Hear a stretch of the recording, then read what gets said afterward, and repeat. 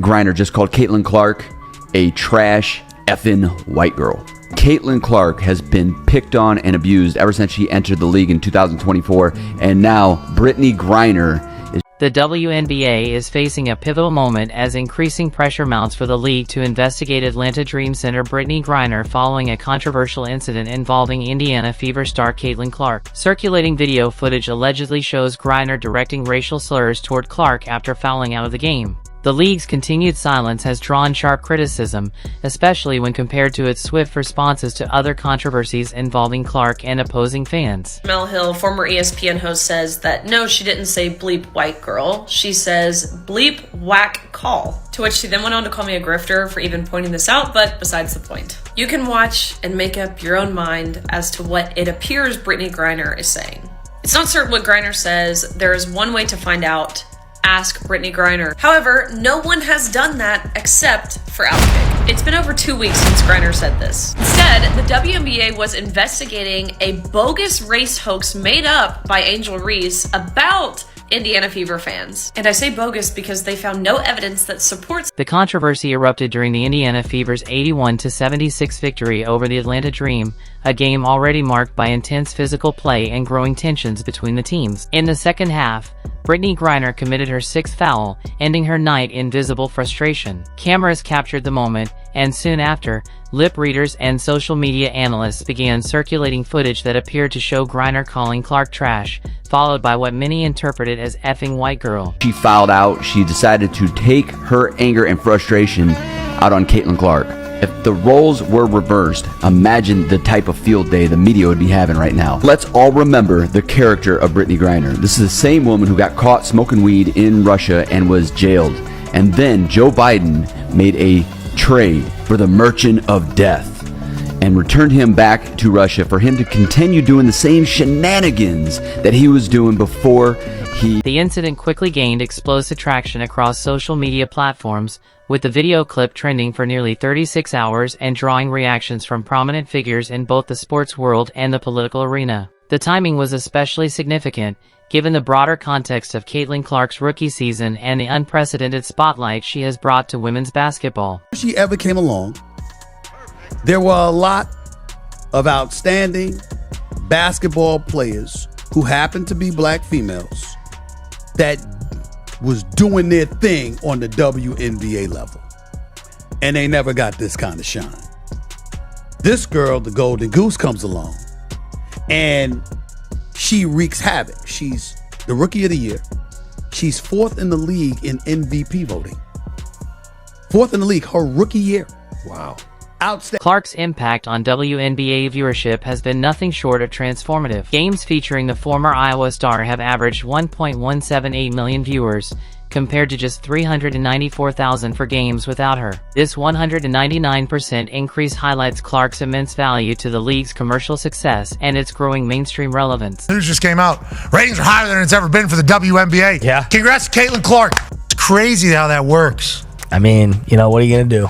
Proof's in the pudding, kind of. Get a girl out exactly. who can pull up from the state next door, yeah, and light up an entire arena every year. Griner's on-court behavior throughout the season has raised broader concerns about player conduct and league oversight. Her physical play against Clark in prior matchups has often appeared unnecessarily aggressive, especially considering the two athletes play different positions. Video analysis of their interactions reveals a consistent pattern of hard screens, elevated contact, and what some observers have described as targeted behavior toward the league's most marketable star. Said many times that Caitlin Clark got roughed up repeatedly by defenders throughout her rookie year last year. It was attempted bullying, trying to break her spirit, intimidate her, put her in her place, get even with her for all the attention she was getting.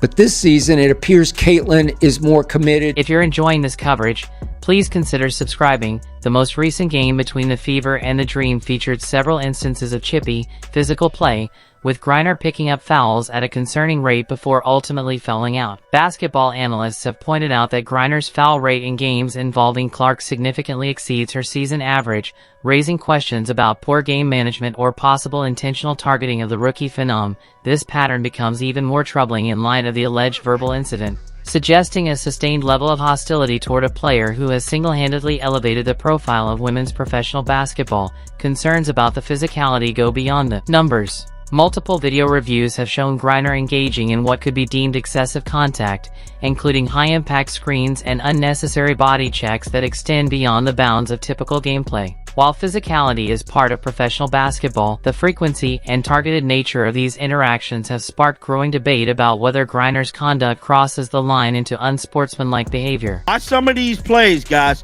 Watch some of these plays on Caitlin Clark. Look at this. Look at this.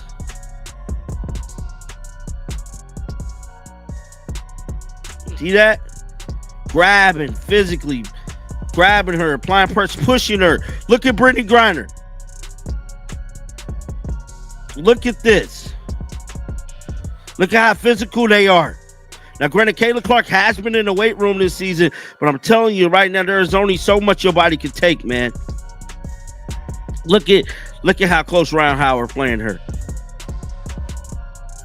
Perhaps the most damaging aspect of this entire controversy is the WNBA's starkly inconsistent response compared to its handling of previous incidents involving Caitlin Clark and allegations of inappropriate conduct. Just weeks before the Griner incident, the league swiftly launched a comprehensive investigation into claims that Indiana Fever fans had directed racist chants toward Chicago Sky forward Angel Reese. That investigation, which spanned nearly 2 weeks, ultimately found no evidence to support the allegations, but the WNBA treated the matter with transparency and seriousness from the outset. In contrast, despite video evidence of the Griner incident circulating widely on social media and mounting public calls for accountability, the league has remained entirely silent. This apparent selective enforcement of league standards has sparked criticism from political leaders, media figures, and fans alike, many of whom point to a troubling pattern of bias in how the WNBA responds to controversy. Investigating Brittney Griner.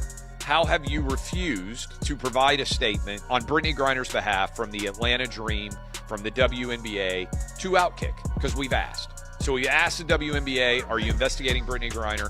We've asked the Atlanta Dream, what did Brittney Griner say? We've asked Brittney Griner's representatives, what did you say here? She's made zero comment on this incredibly viral video. Again, I think she says, white girl.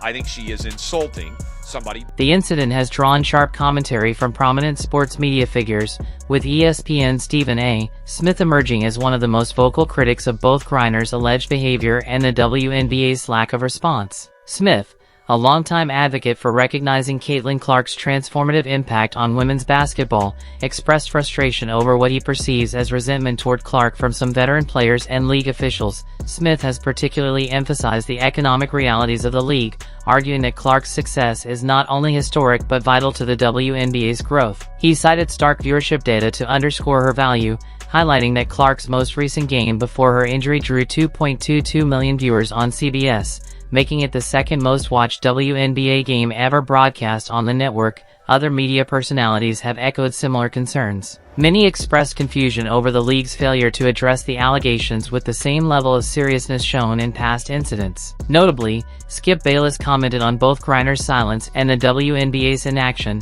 I waited to comment on this until the WNBA had a chance to investigate it. I expected a statement, but we've heard nothing, absolutely nothing. And Brittney Griner hasn't addressed it either, which I find significant.